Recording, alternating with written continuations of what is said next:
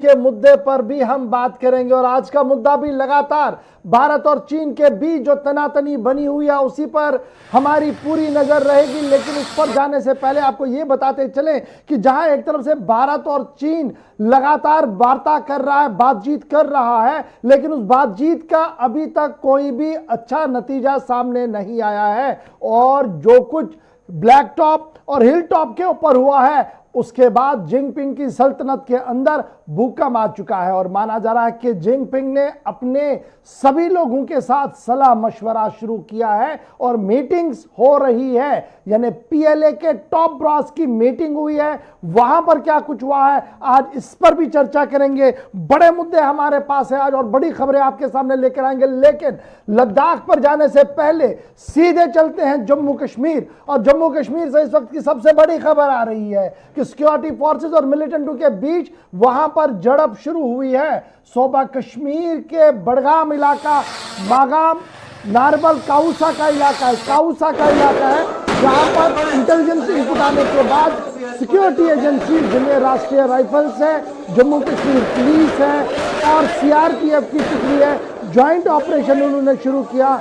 काउसा का एरिया है और उस काउसा के एरिया में जो ही सर्च शुरू किया गया उसके बाद वहां फायरिंग हुई है, जिसके नतीजे में अब ये कोऑर्डिनेट सर्च ऑपरेशन एनकाउंटर में तब्दील हो गया है।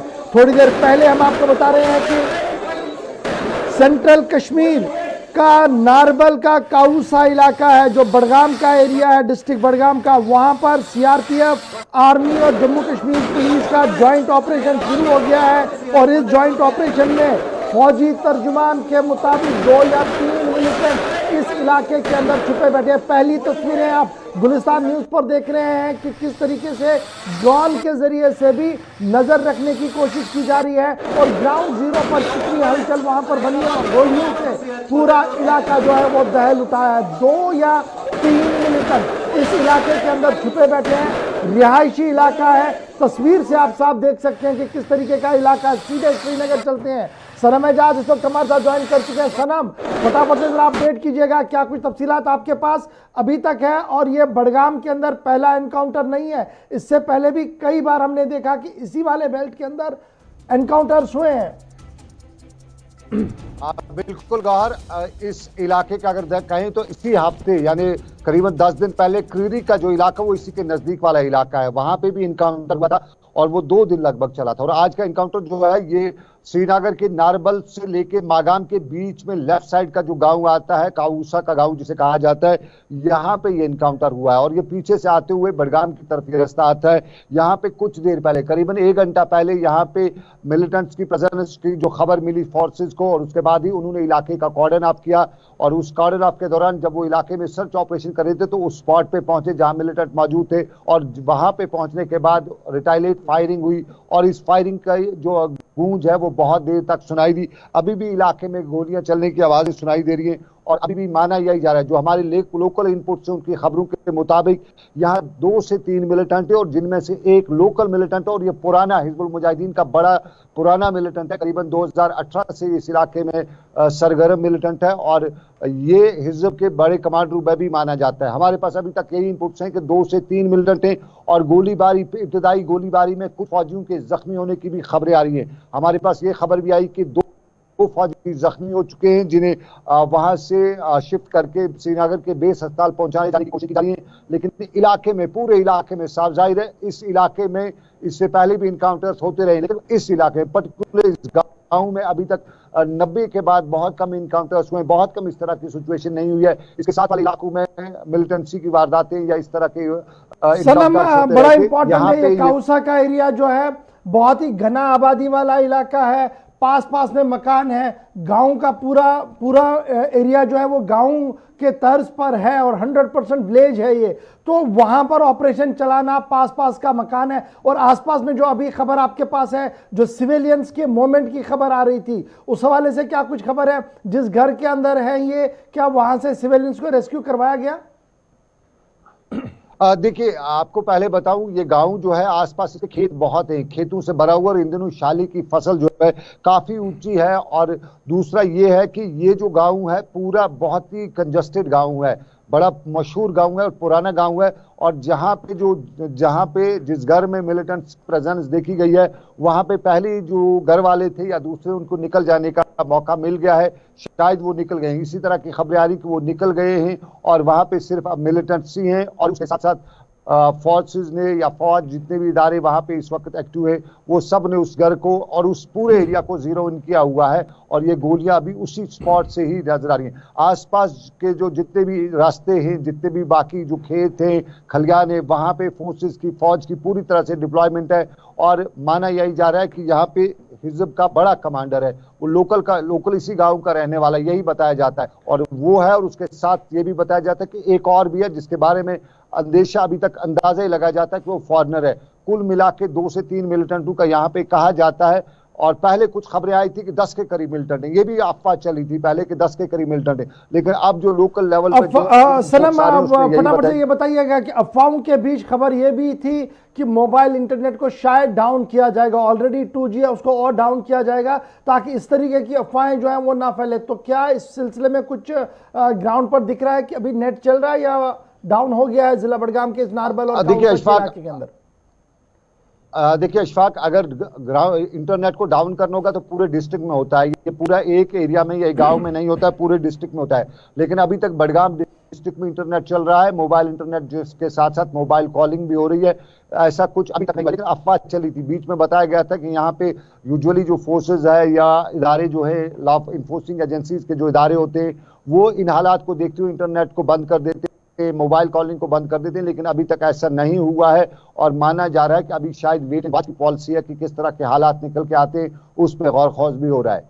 बहुत बहुत शुक्रिया हमारे साथ ज्वाइन करने के लिए। बड़ी खबर हम आपको बता रहे हैं कि इस वक्त बड़गाम का काउसा इलाका है, जहां पर मुसद्दिका इत्तला मिलने के बाद सिक्योरिटी एजेंसीज, राष्ट्रीय राइफल, जम्मू कश्मीर पुलिस और CRPF का मुश्तरका ऑपरेशन शुरू किया गया, और उस मुश्तरका ऑपरेशन के दौरान अब सर्च ऑपरेशन एनकाउंटर के अंदर तब्दील हो गया है। गोलियों की आवाज से पूरा इलाका दहल उठा है, और माना जा रहा कि इंतहाई मतलूब तरीन मिलिटेंट कमांडर ममनुआ तंजीम हिज़्बुल मुजाहिदीन का इस इलाके के अंदर छिपा हो सकता है। ताहम अभी सरकारी तौर पर इस हवाले से कोई बात नहीं कही गई है, फिर ये बताया गया कि 2 या 3 मिलिटेंट इस इलाके के अंदर होंगे।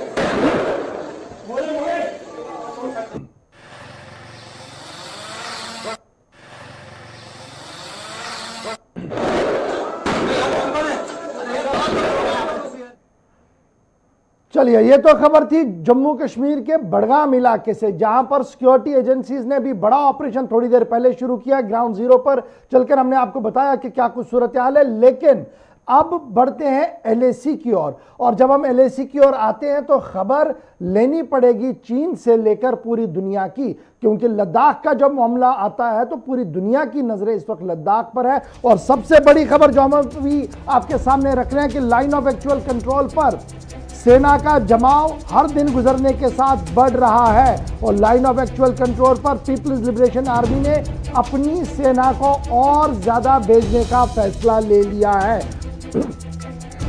बड़ी खबर इस वक्त यह है कि तकरीबन 60% इंक्रीज, 60% इंक्रीज कर दिया गया है। बीजिंग की तरफ से क्लियरेंस दे दिया गया है कि आप वहां पर और फौजें भेजिए लाइन ऑफ एक्चुअल कंट्रोल पर।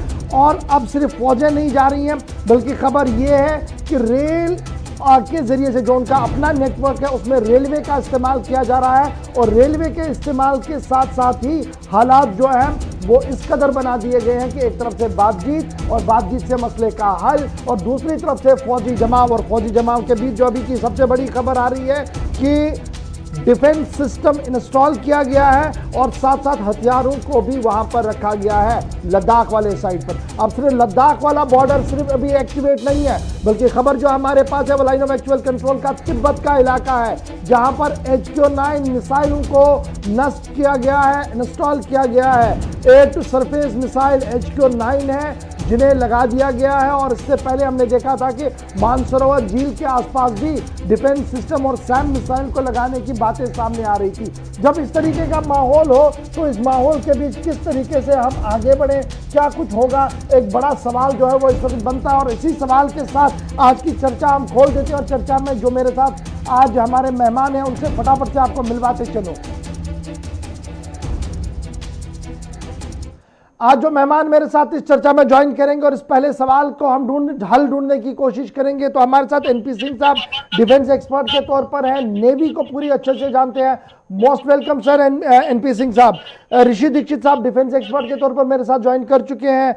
डॉक्टर भूषण दीवान साहब डिफेंस एक्सपर्ट के तौर पर मेरे साथ ज्वाइन कर चुके हैं। इंटरनेशनल अफेयर्स में काफी बड़ी महारत रखते हैं। और मेरे साथ स्टूडियो में रहमत कलीम भी है, जो पल पल एलएसी पर नजर बनाए रखे हुए हैं, न सिर्फ इस वाली एलएसी पर बल्कि पार भी क्या कुछ हो रहा है, पल पल की खबर आपको बताएंगे इस 40 मिनट के दौरान। सबसे पहले डॉक्टर दीवान आपके पास आऊंगा। एक तरफ से वार्ता, चाहे मॉस्को हो या एलएसी का चशूल हो, बातचीत और बातचीत के दौरान अब खबरें जो बहुत ज्यादा आ रही है कि एलएसी पर फौजी जमाव बढ़ रहा है। लद्दाख वाली साइड पर 60% इंक्रीज एलएसी पर किया जाएगा और उसमें अब जो उनका इंटरनल सिस्टम है, पूरे तंत्र को लगा दिया गया है, डिफेंस सिस्टम को लगाया गया है, मिसाइल सिस्टम लगाए जा रहे हैं। तो क्या हम ये माने कि चीन जो है वो खामोशी के साथ अपनी तैयारियां कर रहा है और हमें बातचीत का लॉलीपॉप हाथ में थमाकर कह रहा है कि बस बातचीत करते रहिए? गौर साहब, thank you for having me on your channel. ये चीन की चाल भारत अच्छी तरह देख चुका है और लॉलीपॉप थमाने का सवाल नहीं है। हम जानते हैं, हम भी बातों के साथ बात करते जा रहे हैं और डिप्लॉयमेंट बढ़ाते जा रहे हैं, मैचिंग डिप्लॉयमेंट। जो होना है वो तो होएगा। चीन ऐसे पीछे हटने वाला नहीं है। जब तक स्ट्रांग हाथ, स्ट्रांग मुक्का उसको नजर नहीं आएगा, पीछे जाएगा नहीं। हम इससे बिल्कुल सरप्राइज नहीं है, भारत सरप्राइज बिल्कुल नहीं है कि वो अपनी डिप्लॉयमेंट बढ़ा रहा है। हम भी बराबर फुल स्केल में बढ़ा रहे हैं। तो जो आगे होना है, तो अभी 1.5-2 महीना और है जो कुछ होना है। नवंबर के बाद होना बड़ा मुश्किल होता है। हमको पता है 62 का वॉर भी अक्टूबर में ही हुआ था और ये मौका बहुत क्रूशल है। अच्छी बात है ये सब चीज आगे आ रही है। क्यों? जो इलेक्शन अमेरिका के होने हैं और ट्रंप के ऊपर कंपल्शन है कुछ ना कुछ स्ट्रॉन्ग एक्शन वो ले। अगर वो यही मौका है, अगर चीन इस टाइप की चीजें कर रहा है तो कुछ ना कुछ एक्शन अमेरिका भी लेगा और इस हिसाब से दूध का दूध और पानी का पानी हो जाएगा। टाइम यही है जिसमें कुछ ना कुछ होगा, वो बताएं कुछ भी, लेकिन हमारी नजर है। एनपी सिंह साहब, जब मैं इस चीज को देखता हूं, जो सिचुएशन अभी हमारी बॉर्डर्स पर बन रही है, ऐसे लग रहा है कि पूरा शांत है। लेकिन जब मैं एनालिसिस करता हूं आर्मी के स्टेटमेंट को, इंटेलिजेंस के स्टेटमेंट को, मीडिया रिपोर्ट्स को, तो ये लग रहा है कि शांत बिल्कुल कुछ भी नहीं है। जो हमें ऊपर से शांत लग रहा है वो अंदर से एक बहुत बड़ा लावा उभर रहा है और थोड़ी सी चिंगारी की जरूरत है कि इस लपेटे में हर एक जाएगा। क्या ऐसी सिचुएशन, एक्सप्लोसिव सिचुएशन एलएसी पर आप भी मान रहे हैं, या आपकी नजर में अभी कुछ वक्त और लग सकता है और तब तक हो सकता है हालात बदल जाए? देखिए, आज एलओसी पे जो सिचुएशन है वो अब तक की संभवतया आजाद भारत के इतिहास में संभवतया सबसे विस्फोटक स्थिति है। 1962 में क्या हुआ था कि हम सरप्राइज हो गए थे, क्योंकि हम तो हिंदी चीनी भाई भाई करते थे और उधर से उन्होंने आगे अपनी तैयारी से काम कर दिया। हम उतने डिप्लॉयड नहीं थे, इसलिए हमारा नुकसान बहुत अधिक हुआ। लेकिन आज, जैसा अभी दीवान साहब ने बताया, कि आज तैयारी बराबर चल रही है। अगर वहां पर नंबर बढ़ रहे हैं, वहां पर तैयारी बढ़ रही है, तो हमारे यहाँ भी इक्वली एक्शन लिया जा रहा है और हम पूरी तरह से तैयार हैं। आज कोई सरप्राइज नहीं हो सकता है। अगर वो जिस तरह से अपनी सेना का, अपने एयरक्राफ्ट का, अपना मिसाइल डिफेंस सिस्टम की तैनाती को लगातार बढ़ाते जा रहे हैं, तो हमारी तरफ से भी रेसिप्रोकेशन होता जा रहा है। देखिए, स्थिति विस्फोटक है। हमारे सेना अध्यक्ष कह चुके हैं, हमारे विदेश मंत्री कह चुके हैं कि स्थिति जो है आज चीन के साथ सीमा पर बहुत ही संभवतः सबसे खतरनाक स्थिति में है। लेकिन क्या होगा कि जब हम भी तैयार हैं, वो भी तैयार हैं, तो विस्फोटक होने के बाद भी उतना आसान नहीं हो जाता है। अगर आप हर फ्रंट से तैयार हैं तो लड़ाई की संभावना कम हो जाती है तैयारी के बावजूद। अगर एक बहुत ज्यादा तैयार है और एक तैयार नहीं है, तब तो लड़ाई बिल्कुल हो जाएगी। और आज भारत 62 वाला भारत नहीं है। आज हमारे पास हर तरह से हमारी जो एयर सुप्रीमेसी है, हमारे पास जो कम्युनिकेशन और हमारे पास जो इंफॉर्मेशन गैदरिंग के लिए जो सैटेलाइट और जो दूसरे हमारा जो कोलैबोरेशन है दूसरे देशों के साथ, जो इंफॉर्मेशन शेयरिंग सिस्टम है, वो आज पहले से बहुत अधिक आधुनिक है। सो चीन भी पूरी तैयारी में है, क्योंकि चीन आज दुनिया में अपनी दादागिरी बनाने के लिए दुनिया में नंबर 1 बनने की होड़ में निकला था। Right sir. और वो कहीं ना कहीं दिखाना चाहता है कि हम झुक नहीं रहे हैं। मैं आपके पास आ रहा हूँ भारत भी- ऋषि दीक्षित। मैं सिंह साहब आपके पास दोबारा हूँ। दीक्षित साहब आपके पास इसलिए आऊंगा और जो चीज़ आपसे जानना चाहेंगे वो बड़ा इंपॉर्टेंट है जी। जिस दिन चुशूल हुआ, हमने ब्लैक टॉप हिल टॉप लिया, क्या उसके बाद आपको लगता है कि एक प्रॉब्लम आ गया पीएलए के अंदर, पीएल की लीडरशिप के अंदर? अब उनकी नाक का मामला बना है और उस नाक को बचाने में वो पूरी दुनिया को इस आग में झोंकने की कोशिश में है, क्योंकि खबरें बहुत इसी तरीके की डेवलप हो रही है कि चुशूल के बाद माहौल बदला। देखिए गौर साहब, बात यह है कि चुशूल वाले कार्रवाई में जो उन्होंने कोशिश की थी वो उनको उल्टी पड़ गई है। रही बात उनकी इज्जत और बेइज्जती वाली बात, तो वो उनकी आदत है, चाहे वो डोकलाम से ले लीजिए चाहे और कहीं से ले लीजिए। बात यह है कि अभी तक उनकी गिरदड़ भभकी में सारे लोग आ जाया करते थे और किसी ने अब तक उनको आगे बढ़ के चैलेंज नहीं किया था। हमारे यहाँ पे किस्सा क्या होता था कि वो चुपके से एलएसी को अपने हिसाब से इंटरप्रेट करते थे और घुस आते थे। बाद में फ्लैग मीटिंग्स का दौर, बातचीत का दौर चलता था, कुछ पीछे जाकर के मामला रफा दफा हो जाता था, बोले इसको बैक बर्नर पर रखो और बाकी आगे की कार्रवाई करते हैं। इस बार सिचुएशन यूं है कि हम अपनी संप्रभुता और अपनी जो लाइन ऑफ एक्चुअल कंट्रोल है उस पर जरा सा भी बदलाव किसी कीमत पे चाहते नहीं है। जैसा कि 96 में एक कमीशन बना था और उसमें ये हल करने की कोशिश की गई थी कि भाई जैसे जैसे जहां पे एलएसी की जो पोजीशन है उसमें गिव एंड टेक करके इसको समझ लिया जाए और खत्म किया जाए तमाशा जी। उसमें भी जो है चाइना ने जानबूझ करके उस चीज को निगेट किया और उसको मानने से इनकार किया, क्योंकि वो चाह रहा था कि जो स्थिति है, जो उसने पहले कब्जा किया है 62 में और जो बीच में आगे वो घुसता रहा है और बाद में थोड़ी बहुत बातचीत हुई और उसके बाद यथास्थिति पे आगे चीजें दोबारा से उलट के उसी के फेवर में चली जाती थी और लोग साइलेंट हो जाते थे। इस बार जो है स्थिति भिन्न हो गई है। इस बार स्थिति यह है कि वो है एक तो चोरी की पोजीशन पे, चुपके से घुसना किसी बहुत बड़े देश का कोई कायदा कानून या उसका रसूख नहीं होता है। अगर चुपके से आप घुसते हैं और घुसने के बाद में कोई कार्रवाई होती है और जिस देश की संप्रभुता को आप आंख दिखाने की छेड़ने की कोशिश करते हैं, वो देश अगर मुड़ के खड़ा होकर आपको भगाने की कोशिश करेगा तो दोनों में बहुत जमीन आसमान अंतर होता है मनोबल के रूप में। बिल्कुल आपकी बात सही है।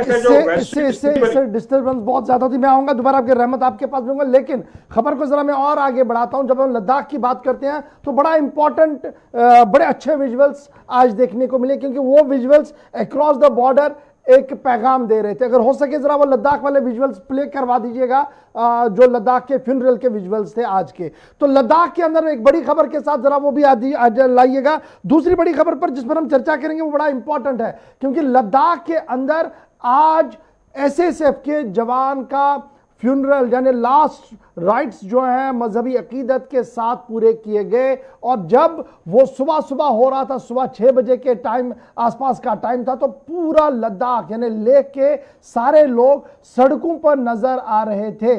और लद्दाख के ऊपर जब वो नजर आ रहे थे तो उन्होंने जहां नारे आर्मी के हक में दिए और वहीं पर उन्होंने तिब्बत जिंदाबाद के भी नारे दिए। ये बड़ा इंपॉर्टेंट आपके लिए समझना है, क्योंकि इससे अक्रॉस द बॉर्डर बड़ा मैसेज गया है। एसएसएफ का जवान जो एक ऑपरेशन के दौरान शहीद हुआ, उसके लास्ट राइट्स थे, तिरंगा भी था, तिब्बत के फ्लैग्स भी आप देख रहे थे, दोनों तरह के नारे वहां पर गूंज रहे थे। लेकिन अब जो इसमें बड़ी इंपॉर्टेंट बात है वो ये था कि रिकॉग्नाइजेशन ऑफ एसएसएफ और विकास यूनिट, उसमें राम माधव का आना और राम माधव का वहां पर रुककर वहां पर उस प्रोसेस का हिस्सा बनना, ये दो चीजें एक साथ थी। लेकिन शिकार आगे जो था वो कहीं ना कहीं चाइना था। ये बड़ा इंपॉर्टेंट था। ये विजुअल्स बड़ी चीजें जो है वो प्ले कर रही हैं। सबसे पहले रहमत आपके पास आऊंगा और उसके बाद सभी के पास चलूंगा। ये जो विजुअल्स आज हम देखे सुबह लेह में जो आए सामने, राम माधव का आना और फिर जिस तरीके से तिब्बत के लोगों ने तिब्बत जिंदाबाद, इंडियन आर्मी जिंदाबाद और भारत माता की जय के नारे लगाए, ये मैसेज क्या कुछ कह रहा था? ये कहीं ना कहीं ईश्वर की ये नारे जो लगाए गए और जो आज की तस्वीरें आई हैं सुबह सुबह देखने के लिए, वो तस्वीरें चीन के अंदर बेचैनी पैदा करने वाली है। काफ़ी बेचैनी पैदा करने वाली है इससे। और जो पहले से ही कहा जा रहा था कि तिब्बत हमारा है, चीन भी जिस पे दावा का, जिस पे अभी इस वक्त जब हम आपसे बात कर रहे हैं, जब हम इस चर्चे में शामिल हैं, तब एक खबर आई कि एक बार फिर अरुणाचल प्रदेश पर भी दावा किया और तिब्बत पर भी फिर से चाइना के फॉरेन सेक्रेटरी ने दावा किया है और कहा है कि हमारा हिस्सा है। तो ये तस्वीरें हैं वो बेचैनी पैदा करने वाला, और ये सच दुनिया को दिखाने के लिए चीन के तिब्बत असल है किसका और तिब्बत वाले किसके साथ है। तो ये तस्वीरें कहीं ना कहीं चीन को एक आईना दिखाने वाले। दूसरी बात हमने जिसकी तरफ इशारा किया कि इस वक्त चीन के फॉरेन सेक्रेटरी ने कहा है कि तिब्बत हमारा है, अरुणाचल प्रदेश हमारा है। अरुणाचल प्रदेश में गुज़श्ता दिनों 5 शहरी का अगवा कर लिया पीएलए ने, जिसकी शिकायत हमने की थी पीएलए से। अब कहा जा रहा है फॉरेन सेक्रेटरी की तरफ से कि हमारे पास ऐसी कोई खबर नहीं, हम इसकी जानकारी देने भी नहीं जा रहे हैं, क्योंकि अरुणाचल प्रदेश हमारा हिस्सा है और वहां के जो शहरी वो हमारे हैं। तो ये एक तरह से फ्रस्ट्रेशन है चाइना की तरफ से, जो ये बता रही है कि कहीं ना कहीं चारों तरफ से घिर गया हुआ है। और आज की तस्वीरें इस बेचैनी में इजाफे के लिए बहुत ही मददगार साबित होगी। ये फटाफट से आपके पास डॉक्टर साहब, जो आज विजुअल्स थे, तिरंगा भी था और तिब्बत का झंडा भी था, पॉलिटिकल आइडेंटिटी भी थी, आम लोग भी थे, तिरंगा भी था और नारे भी थे। ये जो संगम आज हमने लद्दाख के अंदर देखा, क्या ये मैसेज चला गया बाहर अक्रॉस द बॉर्डर, जिनके लिए बड़ा इंपॉर्टेंट था? ये बहुत जरूरी मैसेज गया गौर साहब, कोई शक नहीं इस चीज में। पर मैं ये कहता हूं, अगर हम फुल स्केल अपोजिशन और चेकमेटिंग चाइना का नहीं करेंगे तो ये मौका में करना पड़ेगा। देखिए, एसएफएफ खड़ी इसलिए की गई है, क्या 30-40 साल से इसलिए खड़ी की गई है कि वो तिब्बतन्स हैं, उनके मन में बहुत गुबार है कि ये उन्होंने चाइना को सबक सिखाना है। हमने उसी को यूज करके उनकी ट्रेनिंग क्या है, पैराट्रूपर्स हैं, वो लैंड करके रियर में और वहां तकलीफ देंगे। तो हमने फुल स्केल आगे जाना है। और इन सब चलते मैं ये कहना ये चाहता हूं कि जल्दी से हमने सेटल नहीं करना है इस बात को। पर मैं एक चीज वार्निंग देना चाह रहा हूं, इस सब के अंदर अभी भी डाउटफुल है। ये जो पपलू की तरह रशिया बिहेव कर रहा है, मालूम नहीं लास्ट मिनट रशिया उधर जाएगा, लुढ़क जाएगा चाइना की तरफ या हमारी प्रति, नंबर 1। नंबर 2, मैं बता रहा हूं, हमको पता है इस चीज का कि एलओसी में तकलीफें बढ़ती रहेंगी। विंटर्स में पहले नहीं होती थी इन्फिल्ट्रेशन, वो अभी भी चालू रहेगी 3-4 महीने, अभी भी ठंड में बहुत रहेगी। स्टेनलेस स्टील बुलेट्स चाइना ने पाकिस्तान को दी हैं, जिसके चलते जो हमारे बुलेट प्रूफ वेस्ट होते हैं हमारे फौजी पहनते हैं, उनमें भी वो तकलीफ वो करती हैं। तो हम तो उसके लिए अकॉर्डिंगली नई बुलेट प्रूफ जैकेट भी ले रहे हैं। तो ये काफी हॉट अप हो रहा है, वॉर में ऐसा ही होता है। तो अगर इस टाइम जिसने पहले ब्लिंक किया, जो पहले बैठ गया, जो वो मर गया। जो पहले ब्लिंक करेगा वो बहुत खतरनाक होगा। तो एनपी सिंह साहब, जो लगातार कहा जा रहा था, देखिए मिलिट्री फ्रंट पर तो हम काफी ज्यादा एक्टिव है, लेकिन पॉलिटिकल फ्रंट पर हमने तिब्बत को रिकॉग्नाइज करना होगा। बहुत सारी डिबेट्स में इस तरीके की बातें हमारे साथ शेयर हुई यहाँ पर कि न सिर्फ हमने तिब्बत को ऑफिशियल रिकॉग्नाइज करना पड़ेगा, बल्कि उनके दूतावास को भी खोलना पड़ेगा। तो मैं क्या आज ये मानूं कि राम माधव जी का वहां पर जाना, नो डाउट कि उनका पार्टी मीटिंग था, लेकिन वो फ्यूनरल में चले गए, वो एक मैसेज था कि देखिए आने वाले दिनों में हालात बदलेंगे अगर आप सुधरेंगे नहीं। बिल्कुल, राम माधव जी का वहां उपस्थित होना एक कड़ा संदेश हो सकता है चीन के लिए।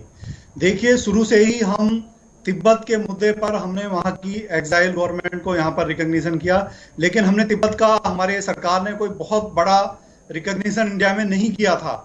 लेकिन आज शायद मौका आ गया है कि अगर चीन अपना व्यवहार, अपना रवैया नहीं बदलता है तो भारत को अपनी नीति में बड़ा बदलाव करना पड़ सकता है। और यूएस और कई बड़े देश इस पक्ष में भी हैं कि तिब्बत इस टाइम फोरफ्रंट पर है, दूसरा नंबर है ताइवान का। तो देखिए, इस तरह की स्थिति जो अब बनी हुई है, जो एक मैसेज वहां से जा रहा है, वो चीन की बेचैनी तो बढ़ाएगा, लेकिन भारत का रुख और कड़ा और स्पष्ट करने में भी मदद करेगा। अगर चीन अपनी इस तरह का रवैया जारी रखेगा तो भारत और कड़े रवैये और अपना कड़ा रवैया अपनाएगा और तिब्बत को एक पूरा रिकॉग्निशन देने के विषय में सोच लेगा। एक शायद बहुत कड़ा मैसेज है, मैं ये समझता हूं। दीक्षित साहब, क्या आपको लगता है कि अगर इसमें थोड़ी सा जिस तरीके का माहौल है और उसमें तिब्बत कार्ड खेला गया, इससे बैकफुट पर या प्रेशर किसी तरीके से बीजिंग पर पड़ेगा, जिनपिंग की पॉलिसीज पर पड़ सकता है अगर ये कार्ड खेला गया? क्योंकि बहुत सारे पॉलिटिकल और मिलिट्री एक्सपर्ट्स का मानना है कि इस कार्ड को एक बार खेल लीजिएगा। देखिए गवर्नर साहब, इस पर हमें अपनी फिंगर्स को क्रॉस रखना पड़ेगा।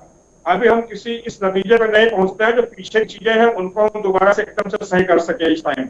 इस टाइम पे जो हमारा फोकस है वो हमारी अपनी खुद की सुरक्षा व्यवस्था के ऊपर है, और उसी पे हम कड़ा मैसेज देना चाह रहे हैं कि हमारे साथ अगर कुछ किया जाएगा तो हम उसको जो है जवाब देने के लिए सक्षम है, और हम कहीं उसमें पीछे नहीं हटेंगे किसी कीमत पे, और हम टेक ऑन करने के लिए तैयार हैं। रही बात तिब्बत की, तिब्बत का जहां तक सवाल है, उनकी जो SFF है हमारे पास में, जो हमारे उसके ट्रुप्स हैं, वो वहां के लिहाज से, वहां के भौगोलिक लिहाज से रफ एंड टफ है, और किसी भी चीज को गेम चेंजर के तौर पे वो साबित करते हैं वहां पे, जैसा भी उन्होंने किया है।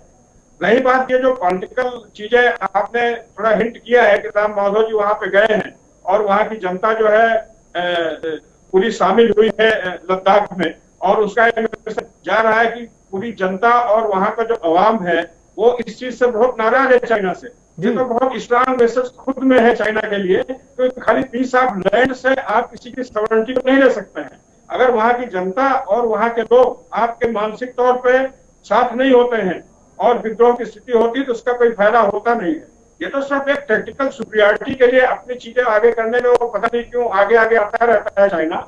अदरवाइज इसका सब चीजें शोभा में साहब, ये चाइना की टैक्टिक्स है कि प्रेशर टैक्टिक्स के जरिए से विस्तारवादी नीति को आगे बढ़ाते रहे और अपनी बाउंड्रीज को दोबारा से खींचते रहे कि देखिए यहां तक हमारा है, और विवाद को चलाते रहे। लेकिन तीसरी बड़ी खबर की ओर मैं चलता हूं जो बड़ी इंपॉर्टेंट है, क्योंकि जब हम चीन की बात करते हैं तो उसमें बड़ी चीजें जो है वो जो डिस्कशन के लिए होनी चाहिए। और ये बड़ी खबर जो है कि 5 लोगों का अपहरण हुआ था, और ये खबर हमने आपको बताई थी, और फ्रॉम द हॉर्सेज माउथ जो MLA थे उन्होंने इस खबर को बताया था हमारे साथ लाइव ट्रांसमिशन में आकर कि किस तरीके से PLA ने 5 लोगों का अपहरण किया, 2 बच निकले थे, और उसके बाद भारत सरकार ने बाज़ाब्ता तौर पर हॉटलाइन पर अपनी शिकायत PLA के सामने रखी थी कि इन 5 लोगों की वापसी हो। लेकिन अब जो स्टेटमेंट्स आ रहे हैं, जो फॉरेन ऑफिस का स्पोक्स पर्सन बीजिंग के अंदर है जो लेंजन, उनका जो स्टेटमेंट आया, उन्होंने कहा कि हम अरुणाचल प्रदेश को जो भारत के अंदर है, जो भारत की एक स्टेट है, उसको रिकॉग्नाइज नहीं करते हैं। क्यों? ये उनका हिस्सा है। ऑफिशियल स्टैंड उन्होंने बता दिया है कि अरुणाचल प्रदेश जो है वो साउथ तिब्बतियन रीजन का हिस्सा है। और जहां तक अपहरण की बात है, किडनैपिंग की बात है, उस पर उन्होंने कहा कि उसके पास कोई चीज नहीं है बोलने के लिए, क्योंकि ऐसा हो नहीं सकता है, और अगर हुआ है तो बताया जाएगा आपको बाद में भी, क्योंकि ये मामला उनका है, इसलिए किसी को इसमें आने की जरूरत नहीं है। लद्दाख तो लद्दाख, अरुणाचल पर जो लाइन उन्होंने आज खींची है ये काफी अलार्मिंग है, क्योंकि लगातार हम चर्चा कर रहे थे कि ये जो 5000 किलोमीटर के आसपास ये सरहद है जो चाइना के साथ मिलती है, LAC पर जिन्हें हम कहते हैं, ये हाइपर एक्सक्लूसिव भी है और एक्सप्लोसिव भी है, दोनों चीजें वहां पर है। तो ये फटाफट से आपसे डॉक्टर दीवान समझना चाहूंगा, ये माइंड गेम जो खेलने की कोशिश है चाइना की तरफ से, इसका इंपैक्ट नेशनल इंटरनेशनल हुकअप पर क्या कुछ हो सकता है? क्योंकि अरुणाचल हमारा, अरुणाचल के अंदर इलेक्शंस हम कर रहे हैं, अरुणाचल के लोग हमारे साथ हैं, और दावा आज चीन ने दोबारा पेश कर दिया है एक प्रेस कॉन्फ्रेंस में जहां पर फॉरेन मीडिया भी मौजूद था। गौहर साहब, चीन एक्सपोज हो चुका है एज ए एक्सपेंशनिस्ट कंट्री। खोखले दावे, झूठे दावे, ये उसकी आदत बन चुकी है, दुनिया में हर देश जानता है। अगर इस टाइम तिब्बत के ऊपर इंडिया एक ऐसी कंट्री है जो लीड ले सकती है। पहला काम जो हमने ऑफेंसिव डिफेंस किया है, 29-30 अगस्त की रात को ब्लैक टॉप लिया है, उसके चलते ऑफेंसिव डिफेंस का तरीका हमें डिप्लोमेसी में लाना पड़ेगा, और हम तिब्बत के आगे भी बढ़ेंगे, सारी कंट्रीज हमें फॉलो करेंगी। और पहला काम वाजपेयी साहब ने 2003 में कह दिया था, हम नॉन इंटरफेरेंस, चीन तिब्बत आपका मानते हैं, चीन को कहा था, हमें खत्म करना है। और देखिए हांगकांग पीछे हट गया है मामला, उस पर शोर मचाना है। आप समझ लीजिए, चीन ऐसा देश है, हम ठंडे पड़ जाएंगे तो ये उसकी भले मनसाई को समझ के पीछे हट जाएगा, ऐसा बिल्कुल नहीं है।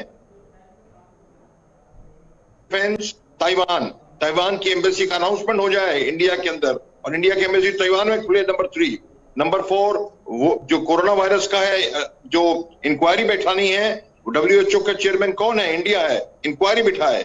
आप समझ लीजिए, ये बिल्कुल डरने की बात नहीं कि हम पीछे हट जाएं तो चीन पीछे हट जाएगा, चीन और सवार हो जाएगा। पूरे ऑल नो होल्ड्स बार्ड तरीके से हमने ऑफेंसिव डिफेंस पे जाना है, तभी हमारा काम होगा। ऑफेंसिव डिफेंसिव पर जाना हो तब जाना हो। रकील रहमत, आपके पास फटाफट से आना चाहूंगा, आपने तो पहले इस खबर को कहा था, लेकिन अब जो डेवलपमेंट और भी आ रही है पैंगोंग में, जहां पर इतना फौजी जमाव है, आप प्रेस कॉन्फ्रेंस में कहते थे हमने जिसको खोल दिया जी, इंटरनेशनल विजिटर्स आके पैंगोंग आ सकते हैं, डिस्प्यूटेड लैंड पर आ रहे हैं, जहां पर मिलिट्री एस्टेब्लिशमेंट्स खड़ी आपने कर दी हैं। तो पॉलिटिकल कार्ड है या अब इतना फ्रस्ट्रेशन आ गया है चाइना के अंदर कि पॉलिसी बनाने में भी अब लूप होल साफ नजर आ रहे हैं? जी बिल्कुल, देखिए चाइना के अंदर अब आवाम को समझ में आने लगी है या उन तक ये सच पहुंच चुका है कि पैंगोंग में क्या कुछ हुआ। ये अचानक से टूरिस्ट पैलेस को खोलने का जो फैसला लिया गया है, उसमें डोमेस्टिक भी टूरिस्ट आ सकते हैं, इंटरनेशनल भी। पीआर का काम बड़ी तेजी के साथ, ये इसलिए कि वो अपना हक वहां पर मजबूती के साथ बनाए रखने के लिए, लोगों को दिखाने के लिए कि हम यहां पर मजबूती के साथ अपनी जमीन मजबूत करने के लिए और उस सच को छुपाने के लिए जिस पर हिंदुस्तान अभी काबिज है, उससे कोशिश में ये फैसला लिया गया। अचानक फैसला लिया गया है, लेकिन ये फैसला बहुत ज्यादा देर तक टिकने वाला नहीं है और ना ही इंटरनेशनल टूरिस्ट ऐसे मौके पाएगा जब वहां पर बड़ी तादाद में ट्रुप्स मौजूद हो और दोनों मुल्कों के दरमियान इस कशीदा सूरत हाल हो, खतरा हो, उसके बीच ये टूरिस्ट के बुलाए जाने और पीआर की लाख कोशिशों के बावजूद भी अगर आ जाए तो ये गनीमत है। ये सिर्फ दिखावे की कोशिश और अब ये दावा को मजबूत बनाने के का एक ढोंग है कि हम यहाँ पर काबिज हैं और हमारी पकड़ यहाँ पर। ठीक है एमपी सिंह साहब, ये तो पैंगोंग वाला मामले पर फिर अपनी टिप्पणी दे दीजिएगा कि क्या ये पॉसिबल है एक आम नागरिक की हैसियत से, और दूसरा जो ये नई पॉलिसी अडॉप्ट ऑफिशियली और दोबारा आज अरुणाचल पर अपनी बात कह चुके हैं, इससे पहले पैंगोंग सो दिप्सांग और इस मामले पर जो वो लगातार कहते आ रहे हैं कि देखिए हम तो अपनी जमीन पर है, आप जाइए, अपने उस स्टैंड में लचक पैदा नहीं कर पा रहा है डिस्पाइट द फैक्ट कि आधी दुनिया से ज्यादा उसके खिलाफ है। देखिए चीन की नीति क्या रही है कि अंतर्राष्ट्रीय स्तर पर बयान देकर गुमराह करना और हकीकत में कुछ और करना। ये जो टूरिस्ट बुलाने की बात कह रहे हैं वो भी एक पॉलिटिकल गिमिक है। और जहां तक अरुणाचल वाली बात है तो आपने देखा होगा कि तिब्बत को उन्होंने इलीगली कैप्चर कर लिया, ऑक्यूपाई किया हुआ है और पिछले काफी टाइम से वो अरुणाचल को भी इसी तरह से, आज पहली बार नहीं है कि वो ऐसा कह रहे हैं, उससे पहले भी कहते रहे हैं कि ये तिब्बत का हिस्सा था, तिब्बत हमारा हो गया तो अरुणाचल भी हमारा हो गया। इस तरह की चाइना का फॉल्स प्रोपेगेंडा फैलाने का काम पहले से भी चलता रहा है और अंतर्राष्ट्रीय समुदाय भी इस चीज को समझता है। दुर्भाग्यपूर्ण क्या रहा है कि चाइना का जिन भी देशों के साथ, लगभग 13 देशों के साथ जो बाउंड्री है, वो उसके कंपेयर में जो स्ट्रेंथ थी वो उतनी मजबूत नहीं थी और कोई भी उसे डायरेक्टली चैलेंज करने की स्थिति में नहीं था। संभवतः पहली बार ये स्थिति आई है कि चाइना को उसकी स्ट्रेंथ के हिसाब से फुल चैलेंज किया जा रहा है। एक्चुअली कोई भी झुकने के लिए भारत ने पहली बार इतना रेसिस्टेंस और चैलेंज ऑफर किया है। उसे उस चीज का भी एक शौक है क्योंकि वो अंतर्राष्ट्रीय स्तर पर अपना नंबर 1 की लड़ाई में था। वो ये जो जितना भी ये कोरोना काल में हुआ है सब एक नीति के तहत है वो, और वो सारी दुनिया की अर्थव्यवस्था को ध्वस्त करके और अपनी ही सुप्रीमेसी जमाना चाहता था। राइट सर, अपनी सुप्रीमेसी जमाने के चक्कर में ये सारा कुछ जो हो रहा है। तो फटाफट से दीक्षित साहब, ये जो अभी हम देख रहे हैं सिचुएशन है, क्या ये इसलिए है क्योंकि भारत ने मिडिल ईस्ट के अंदर अपना इनरोड किया और वहां पर शायद जहां मुश्किल लग रहा था खलीजी मुल्कों के अंदर, मुस्लिम मुल्कों के अंदर, कि भारत जाके उन्हें सपोर्ट मिले, वहां से सपोर्ट मिल रहा है, फिर वेस्ट की ओर जाते हैं तो भारत को हाथों हाथ लिया जा रहा है। शायद ये एक्सपेक्टेशन चाइना की नहीं थी, मिसकैलकुलेट कर गया चाइना कहीं पर। मिसकैलकुलेट तो उसको मैं नहीं कहूंगा कि मिसकैलकुलेट किया है, क्योंकि बहुत सयाना मुल्क है वो और सब जगह पे हर हालात में उसकी नजर रहती है। वो एक अलग बात हुई कि इंडिया का जो रोल है और यूक्रेन वर्ल्ड में जैसा उभर के आया हुआ है कि सारे देश उसके अपने कामों से और उसकी अपनी छवि से सारे के सारे मुल्क उसको मानते हैं और सपोर्ट करते हैं। गलत कहीं पे होता नहीं है वो। तो इसलिए जो है ये तो नहीं कहेंगे कि उसको शायद इस मिसकैलकुलेशन में कोई शक रहा हो कि इंडिया के साथ बाकी देश नहीं होंगे, बट हाँ उसको अपनी ताकत पर जरूर मिसकैलकुलेशन हुआ है इस बार। वो समझ रहा था कि जैसे आज तक हम करते आ रहे थे वैसे फिर से घुसेंगे और राइट, जाके बैठ मिस जाएंगे। कैलकुलेशन हुआ, आप भी ये मानते तो फटाफट से रहमत जरा ये बताइएगा, जब ये मिस कैलकुलेशन की हम बात करते हैं तो क्या यही वजह है जो अब बीजिंग से खबर डेवलप होकर आ रही है कि जिनपिंग अपने कमांडरों की लगाम कसने के ऊपर लगा है और जिस तरीके से ब्लैक टॉप, हिल टॉप और चुशुल के आसपास हुआ है, जो गतिविधियां बढ़ी हैं उसको लेकर नाराज है? एक बड़ा रिशफल, एक मेजर चेंज मिलिट्री कमांड में हो सकती है, इस तरीके की बीजिंग से खबर आ रही है क्या? जी बिल्कुल, देखिए चीन के सदर शी जिनपिंग काफी नाराज हैं पीएलए के टॉप कमांडर से, खासतौर से वो लोग जो ब्लैक टॉप को लेकर के कोशिश में थे कि ब्लैक टॉप पर कब्जा कर ले, लेकिन उससे पहले इंडियन आर्मी, चूंकि उनका ऑपरेशन 120 मिनट का था इंडियन आर्मी का, और 100 मिनट में पूरा कर लिया, और वहां पर जो पीएलए की टीम थी या अफवाज से उन्हें खदेड़ा, तो वहां पर जो नाकामी हुई है उसके बाद से चीनी सदर की बुखलाहट सामने आई। उन्होंने कहा कि टॉप कमांडर में हायरार्की बहुत ही ज्यादा है और ये जो नुकसान हुआ है ब्लैक टॉप को लेकर के, इसकी सजा मिलेगी, बहुत जल्द मिलेगी, क्योंकि अंदरूनी खाना जो बेचैनी है चीन की, मैं इस वक्त 2-3 बड़ी खबरें उसी सिलसिले से जोड़ दूंगा कि बेचैनी क्यों बढ़ती हुई दिखाई दे रही। एक तो हिंदुस्तान के साथ कशीदगी है, ताइवान का अलग मसला है, तिब्बत ताइवान हो, अरुणाचल प्रदेश ये अलग है, साथ ही साथ हांगकांग की बात कर ले, लेकिन अमेरिका से जो मसला है वो अलग। इस वक्त में सबसे बड़ा जो नुकसान है, जो परेशानी की सबसे बड़ी बात है, वो एक हिंद चीन कशीदगी है, दूसरा यह कि बिजनेस पूरी तरह से ठप होता हुआ दिखाई दे रहा है। जब हम आपके सामने बात कर रहे हैं इस वक्त हमें 2-3 बड़ी खबरें मिली है। एक खबर यह है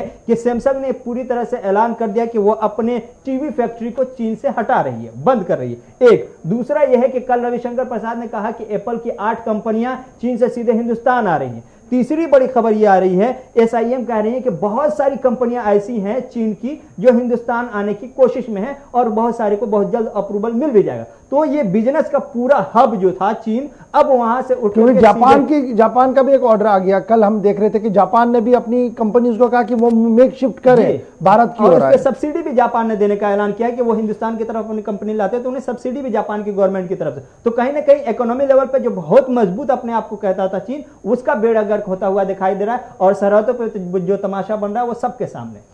चलिए बड़ा फटाफट से बढ़ते हैं आगे। अब मेड इन इंडिया कॉन्सेप्ट को लेकर भी चीन परेशान और हैरान भी होगा, क्योंकि आज एक और बड़ी कामयाबी जो है वो भारत को मिली है। और बड़ी खबर जो मैं आपको बता रहे हैं कि इन भारत के अंदर हाइपरसोनिक स्क्रीम जेट को टेस्ट फायर किया गया है और वो टेस्ट फायर जो है वो पॉजिटिव आया है, यानी वो कामयाब हुआ है। और खुद रक्षा मंत्री राजनाथ सिंह ने पूरा वीडियो ट्वीट करके देश के लिए खुशखबरी दे दी है।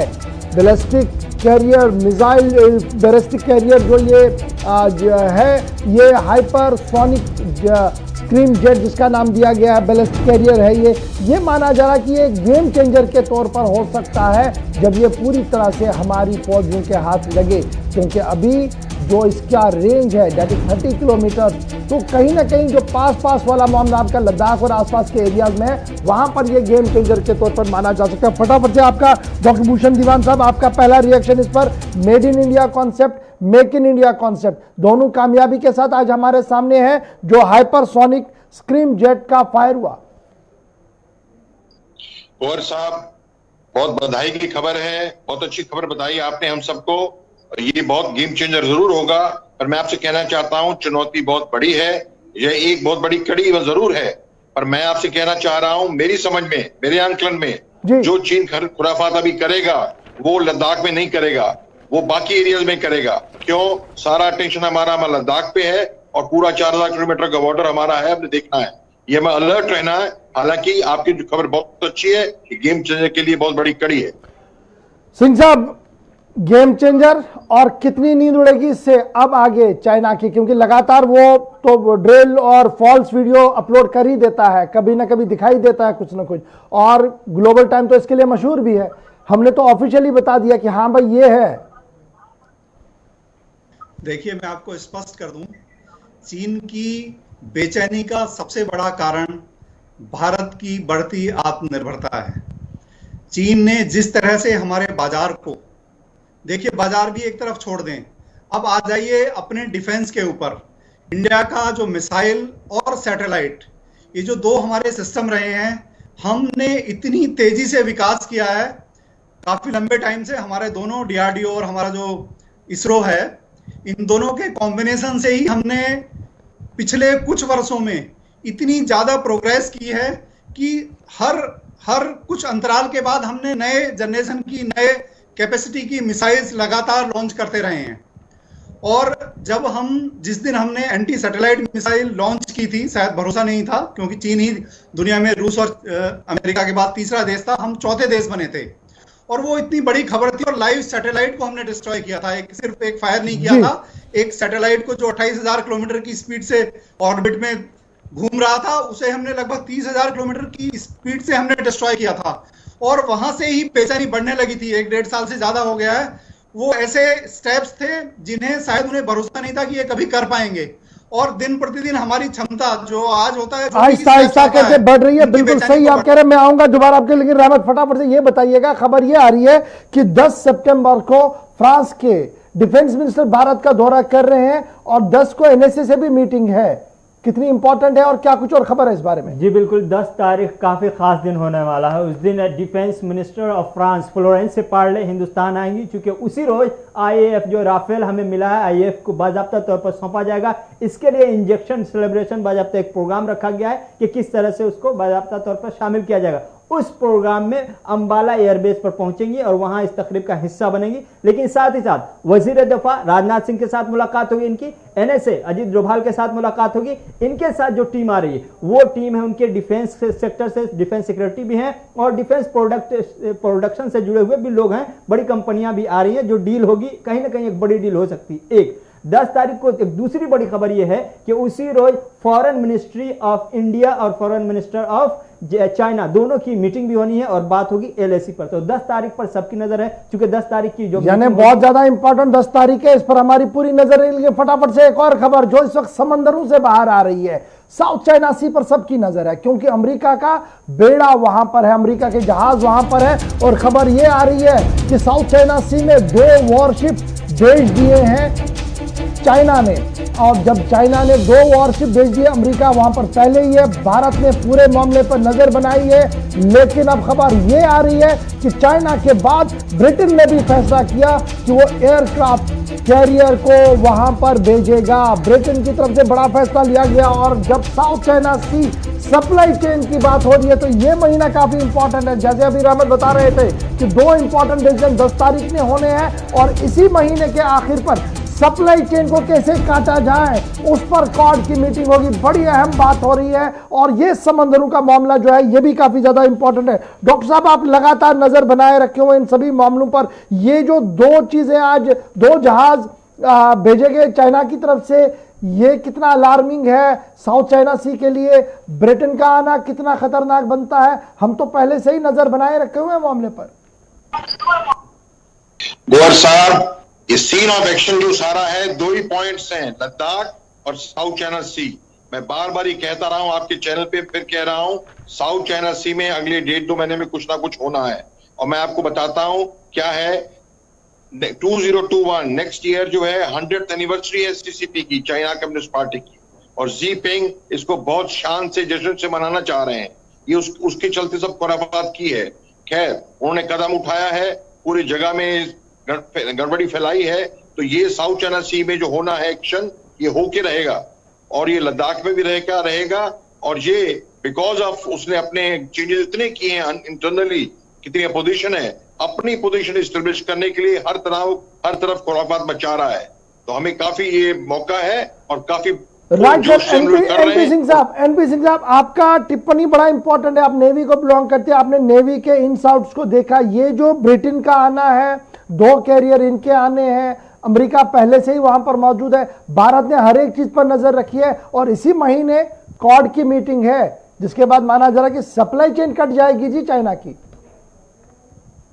देखिए, सबसे बड़ा जो फ्लैश पॉइंट होगा टेंशन का, लद्दाख हो या भारत चीन सीमा हो, यहां फुल फ्लैश वार होने की स्थिति नहीं है, ना ही पूरी दुनिया इन्वॉल्व हो सकती है।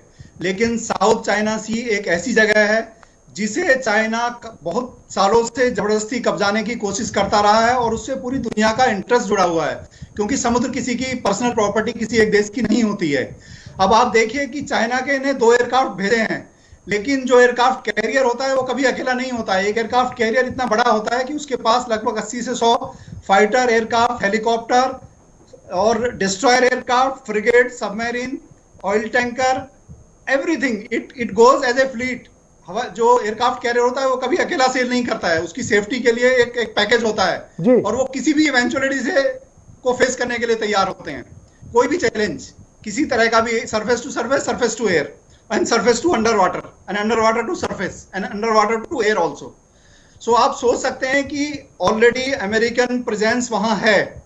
नंबर 2, शायद आपको पता भी होगा, भारत का भी एक डिस्ट्रॉयर वहां पर है साउथ चाइना सी में, और ब्रिटेन अपना एयरक्राफ्ट कैरियर भेजने का मतलब उनकी फ्लीट वहां जा रही है। इसका मतलब it will have many things.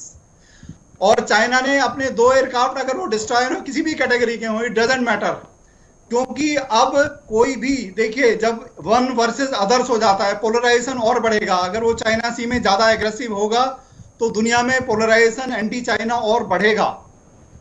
और ब्रिटेन की नेवी और यूएस की नेवी आप समझ सकते हैं 2 सबसे सशक्त नेवी जो है दुनिया की उनमें से एक है। बहुत बहुत और शुक्रिया उनकी एनपी सिंह presence साहब, साउथ चाइना ऋषि सी में दीक्षित साहब, बहुत डॉक्टर बड़ा भूषण वजन दीवान रखती है। और मेरे साथी रहमत कलीम, बहुत बहुत शुक्रिया जी इस चर्चा में ज्वाइन करने के लिए।